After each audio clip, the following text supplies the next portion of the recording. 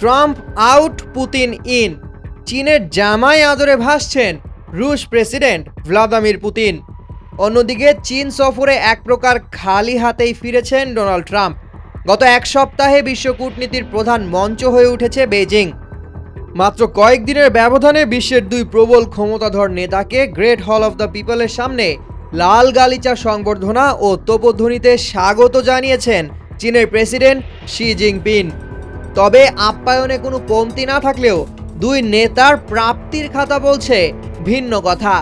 মধ্যপ্রাচ্যে সংকট নিয়ে তীব্র চাপে থাকা মার্কিন প্রেসিডেন্ট ডোনাল্ড ট্রাম্প বেইজিংয়ের রাজকীয় আড়ম্বর পেলেও আলোচনার টেবিলে শি জিনপিংয়ের শক্ত অবস্থানের কারণে তাকে বলতে গেলে খালি হাতেই ফিরতে হয়েছে। বাণিজ্য ও ভূরাজনৈতিক উত্তেজনায় বরফ গলার কোনো সুনির্দিষ্ট চুক্তি বা ঘোষণা আসেনি। তবে ভ্লাদিমির পুতিনের বেলায় চিত্রটা একেবারেই আলাদা। ইউক্রেন যুদ্ধের কারণে পশ্চিমা বিশ্বে একঘরে হয়ে পড়া পুতিনকে বেইজিং আপন করে নিয়েছে পরম বন্ধু হিসেবে। বুধবার 20 মে বহুমুখী বিশ্ব ব্যবস্থা গড়ার লক্ষ্যে 47 পৃষ্ঠার এক ঐতিহাসিক নীতিগত ঘোষণাপত্রে সই করেছেন পুতিন ও শি।